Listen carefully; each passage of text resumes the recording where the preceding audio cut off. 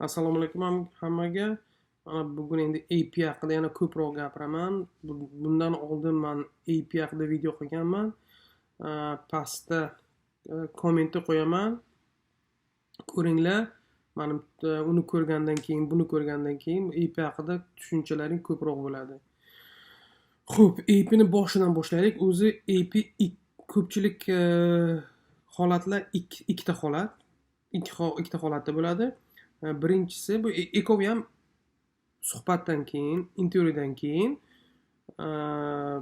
birinchi holat bu pasportingizni oladi. Aytadiki sizga 2-3 kundan keyin kelinglar, vizalaringiz tayyor bo'ladi deydi. Shu vaqtda ham AP da turadi. To viza tayyor bo'lgancha. Yoki shunaqa holat yana bo'lishi mumkin. Bu ham yaxshi holat.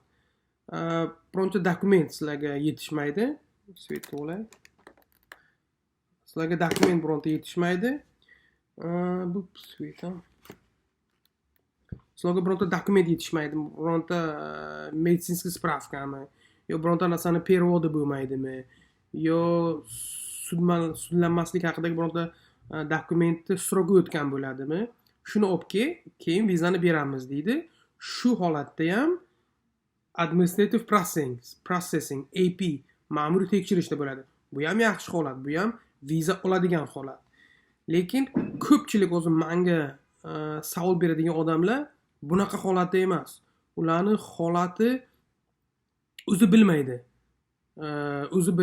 Aniq bilmaydi. Yo deydi, mana bu yerda shubha qildimi, yo bu savolimga shubha qilmadimi, yo meni ishonmadimi deb har xil nimalar bor, taxminlar bor, lekin odamlarni o'zi bilmaydi. Nimaga ular haligacha ularga aytadi o'zlari. Biz o'zimiz sizlarga telefon qilamiz, o'zimiz xat yozamiz. Hozir ishingiz ma'muriy tekshirishda. Xat yozsangiz ham, telefon qilsangiz ham shu bitta gap. Chunki sizlarga aniq javob bermaydi. Nimaga aniq javob bermaydi? Chunki ko'pchilik 90% endi meni tajribam bo'yicha ko'p mamlaqa ushlab tursa, demak ularda isbot dalil yo'q, shubha bor. Lekin sizga отказ berishdi, vizangizni bermaslikka shubha asos emas. Uzr. Hey man, can I call you? I'm busy right now, like 5-10 minutes, okay? Thank you. Uzr. Nima deyotgandim? AP ko'p holatdagi AP nimaga uzoq cho'ziladi? Chunki ularda shubha bor. Lekin shubhani o'zi vizani rad etishga, отказni urishga yetarli emas. Uning uchun isbot dalil bo'lishi kerak. Isbot dalilni olgandan keyin shubhasiga yarasha keyin отказni uradi. Shuning uchun mana O'zbekistondagi odamlar nimada u konsullik shubha qiladi, lekin isbot dalili yo'q. Shuning uchun ular kutib o'tiradi. Endi bu narsa kimga yomon? Mana bu DVchilarga yomon. Chunki AP boshqa viza turlarida ham bor. Lekin eng yomoni, eng salbiy ta'sir qiladigan mana bu DVchilar. Chunki ularda 30-sentyabrgacha yo viza olish kerak, yo vizacha qo'yish kerak. Shuning uchun konsul nima qiladi? Kutib o'tiradi. Shu 30-sentyabrgacha kutib o'tiradi. 30-sentyabr bo'ldimi, o'zidan o'zi vizangiz sizni kuyib ketadi. Siz ularga xat yozasiz, nima bo'ldi? Meni ishim desangiz, biz javobni vaqtiga olmadik yoki javobni kech oldik. Endi 30-sentyabrdan o'tdi, vizangiz kuydi. Iltimos boshqatdan o'ynang. Mana bu bizning veb-saytimiz, o'zbekchasida nimasi bor, instruksiyasi, ruschada instruksiyasi bor, inglizchada o'qing va boshqatdan o'ynang deydi. Shunda hech kim xafa emas. Siz o'ylaysizki, bironta narsa yetishmabdi yoki kech qolibdi deysiz. Shu ular ham sizlarga biz shubha qildik deb отказni aytmaydi-yu, boshqa narsani bahona qiladi. Kech qildi, vaqtimiz bo'lmadi, yo dokument mana bu bor kerak edi deb sizlarga keyin aytadi. 30-sentyabrdan keyin. Hozir bu gapni aytmaydi. Hozir masalan bironta shubha qilgan dokumenti bo'lsa, aytsin, mana bu dokumentga shubha bor. shuni shubhamizni bekor qilish uchun mana shu qog'ozda olib kel desin. Aytmaydi. Nimaga bu вообще bu EP nimaga ko'p bo'lib ketdi? Chunki Tramp boshidan prezident bo'lishdan oldin u faqat ana shu lotereyani, DV lotereyani yo'qotaman deb va'da berdi. O'zini nimalariga, odamlariga, endi uni saylaydigan odamlarga. Ko'plar shu immigratsiya qonunlarini almashtiraman deb va'da berdi. Lekin prezident bo'lgandan keyin uni qila olmadi. Chunki uni bitta o'zi immigratsiya qonunlarini almashtira olmaydi. Uni kongress orqali, ko'pchilik orqali uni protsessi bor. Shundan qonunlar o'zgariladi. Lekin u nima qila oladi? U qaror chiqara oladi. Qaror chiqarishga haqqi bor. Lekin uni mana shu qarori aytgan qarorida, rasmiy qarorida masalan nimalarni qiyinlashtirgan.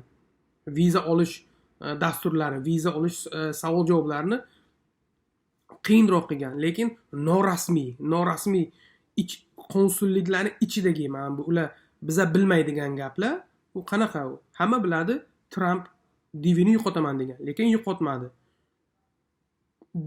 Trampga yoqish uchun u konsullar nima qiladi? Elchilar nima qiladi? DVni harakat qiladi kam berishga. Nimaga bunaqa qiladi? Chunki faqat O'zbekistonda paxta qo'yish yo'q, Amerikadan paxta qo'yish bor. Endi bu Amerika degani bu nima degani? Davlatda ishlaydigan odamlar. Davlatdagi ishlaydigan odam to paxta qo'ymaysa, laganbaronlik qilmasa, xo'jayinni aytgan ishini qilmasa, tepaga ketmaydi. Yaxshi ish joylarga o'tkazilmaydi. Ishdan haydaladi. Mana agar sizlar ko'rgan bo'lsalarim, men bilmayman, Amerikani hayotini, politik hayotini kuzatgan bo'lsalar, nechta odamni Tramp ishdan haydadi. To holigacha haydab kelyapti. To holigacha. U bilan shu bitta gapiga agar shu aytgan gapni qilmagan bo'lsa, yo Trampga yoqqan gapni quvvatlamagan bo'lsa, ishdan haydaydi. Qaysi konsul sizga vizani DV lotereya bo'yicha nima qiladi? Viza beradi, ko'p viza beradi, u maqtanadi. Mana shuncha viza berdim. Yo'q, naborot u nima deyish kerak? Mana O'zbekistondan masalan deyman. DV lotereyada masalan 5000 ta odam yutdi, lekin men masalan 2,5 mingtasiga отказ berdim. Yo 3 mingtasiga отказ berdim. Yo 1000 tasiga отказ berdim deb ana shu uni maqtashi. Ana shu uni paxta qo'yishi nimaga? Trampga. Mana shuni ko'rsatish kerak u. Qancha отказ urganini, ishga yaxshiroq ishga o'tish uchun, oyligi ko'p bo'lish uchun. Shuning uchun boshqa bahona yo'q. Endi bu DV lotereya endi shunga EP, lekin ko'proq DV lotereya qaysi mamlakatdan? Musulmon davlatlaridan, Afrika mamlakatlaridan. Ana shularga, ana shu mamlakatlarga EP ko'p. Men shunaqa odamlarni bilaman. Endi DVdan tashqari boshqa vizalar bo'lmasin, xotin bir-birini vassaydneni qilgan, chaqirishgan, ota-onasini chaqirgan odamlar bor Amerikadan. Ularniki yillab turadi, yillab.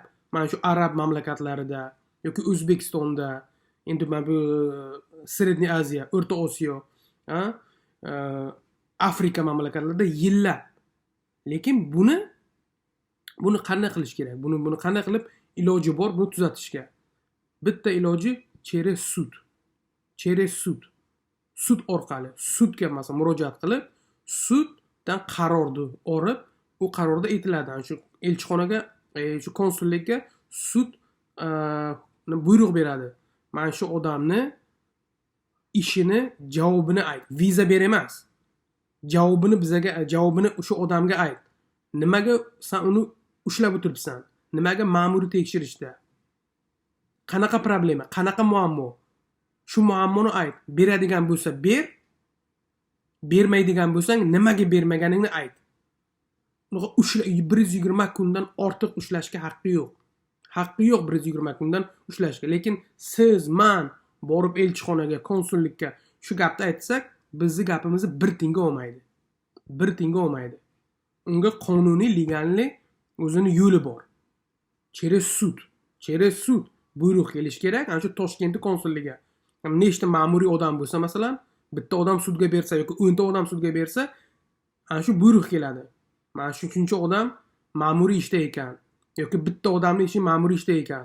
Nimaga ma'muriy ishda? 120 kun o'tdi. Shunga javobini ber. U sudya unga vaqt beradi. Un kun beradimi? Bir oy beradimi? Bir hafta beradimi?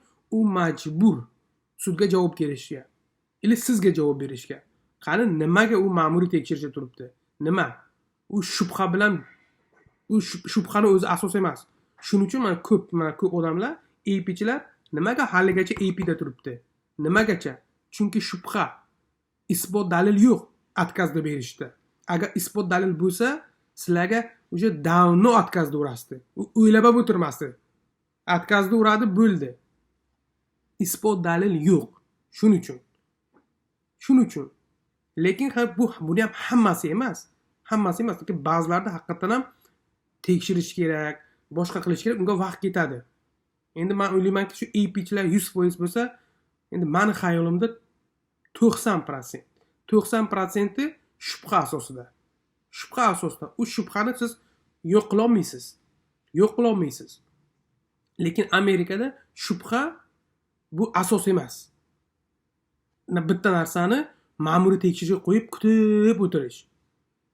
Shuning uchun ana shu AP'ni hal qilmoqchi bo'lsalaring, buni sud orqali hal qilish kerak va hal qilish mumkin. Endi DV to'g'risida gapiraylik. Men bu DV 2020 AP'chilar, ularning imkoniyati, shansi bormi? Men o'ylaymanki, shansi kam. Nimaga kam? Chunki dunyo bo'yicha 9000 ta viza berilgan. Dunyo bo'yicha. Bu 9000 ta vizani 1 oyda yo 1 yarim oyda, ana keyin 2 oyda tom bo'ladi.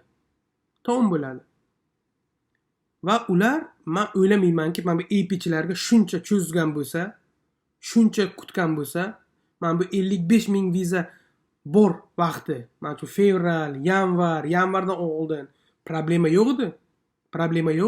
U 55 mingta viza berilish kerak edi, lekin shunga ham berilmagandi. Endi o'ylayapsizlarki, 9 mingta viza qolgan, shu vaqtda sizlarni chaqirib beradimi? Lekin chaqirib berish ham mumkin. Agar shubhasi bo'lmasa, mana shunaqa narsalar bor. Bunda dokumenti pechatini to'g'rimi, chislosini to'g'rimi, shuni aniqlash kerak bo'lsa, uni aniqlaydi-yu, siz aniqlagandan keyin sizni chaqiradi. Masalan, mana bo'ldi aniqlik, mana vizang dedi. Lekin shubhasi bo'lsa-chi? Shubha qolaveradi. Unaqa odamlarni chaqirmaydi. Lekin mana sizlarni AP'chilar, endi men bilmaymiz, siz ham bilmaysiz. U shubhami yo bironta haqiqatan ham dokumentingizda nima bormi? Bironta muammo bor. Buni bilmaymiz. Shubha bo'lsa chaqirmaydi. Bironta muammo bo'lsa, u muammoni endi tuzatish kerak bo'lsa, endi qancha vaqt ketadini Xudo biladi tuzatishga. To'g'rimi? Lekin 9000 ta viza 2 oy maksimum vaqtimiz bor. Uspet qilamizmi? Juda ham kam. Agar sudga bergandan keyinchi degan savol. Unga ham garantiya yo'q. Ikki marta garantiya yo'q. Birinchidan so'roq bo'yicha. Uni sudga berasiz. U sud qarori chiqaradi. Qachon chiqaradi? Qani keyin 1 oyda chiqardi deng. Ili 1 oydan sal kamroqda chiqardi. 2 hafta chiqardi deng. 2 hafta bo'lmasa kerakki, 3 hafta vaqti ketsa kerak. To dokumentni topshirasiz, arizani, to qaror sud ko'rib chiqadi, qarorni beradi, konsultga kiradi. 3 hafta o'tsa kerak. Lekin shu 3 hafta ichida viza qoladimi yo'qmi? Savol shunda. Ikkinchisi, yana u sudyaning qarori viza ber degan qaror emas. Vizani nimaga bermading degan emas. U vizani qarorida unga so'raydi konsullikdan. Nimaga sen hali buni ishini ko'rib chiqmading? Nima aybi bor? Buni javobini ayt deb. Buni viza ber degan emas. Buni nimaga, xatosi nima, muammosi nima? Nimaga shuncha sen ushlab o'tirding? Shuni javobini ayt deydi. Endi meni tajribam bo'yicha qanaqa bo'ladi? Ana shu sudga bergan odamlar qanaqa bo'ladi? Agar shubha asosida bo'lgan bo'lsa, konsullik nima qiladi? Sizga telefon qiladi, sizga chaqiradi, vizangizni qo'lingizga beradi. Agar shubha bo'lsa, sizga aytmaydi bizda shubhamiz bor deb. Prosta sizga telefon qiladi, SMS xat yozadi, bo'ldi keling, vizangizni olib keting deydi. Yo, bironta muammo bo'lsa, masalan spravkani so'rab o'tgan yoki spravkani perevodi boshqacha yo biron podpis yetishmaydimi, biron mayda narsa yetishmasa sizga telefon qilib aytadi, SMS xabar beradi, telefonmi, SMSmi, emailmi, hurmatli shunaqa sizga mana shu dokumentingiz yetishmaydi, shuni olib keling, vizangizni beramiz deb. Tamom, ana shu boshqa iloji yo'q ularni.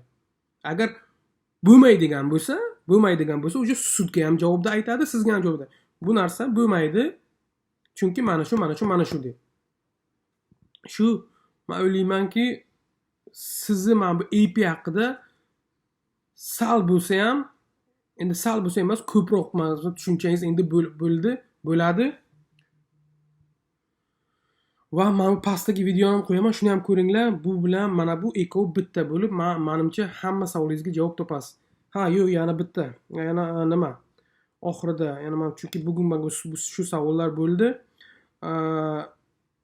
APda bo'lgan odamlar vizaga chaqirsa yana pul beradimi vizaga yo'qmi? Yo'q, vizaga pul bermaysizlar. Agar sizlarga viza bermagan bo'lsa, sizlardan vizani pulini berishga, olishga haqqi yo'q. Lekin medical uchun agar sizni medicalingiz 6 oydan o'tgan bo'lsa, yo Amerikaga kirishingizda shu payti 6 oydan o'tadigan bo'lsa, shu payti medicalni boshqatdan o'tasizlar va pulini ham boshqatdan berasizlar. Shunisi bor. Men o'ylaymanki shu hammasini aytdim. Savollar bo'lsa, men o'ylaymanki bo'ladi ham. Kommentda qo'yinglar, hammaga javob beraman. Shu qilib yana sizlar bilan maslahatlashamiz. Qani nima qilamiz?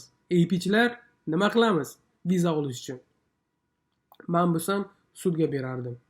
Endi bu narsani sud orqali hal qilish kerak, lekin garantiya, shu narsa ham bor, garantiya yo'q. Garantiya yo'q. Nimaga garantiya yo'q? Chunki vaqt kam. Eng asosiysi vaqtdan yutqizishimiz mumkin. Endi hatto har bitta odam imkoniyatiga qarab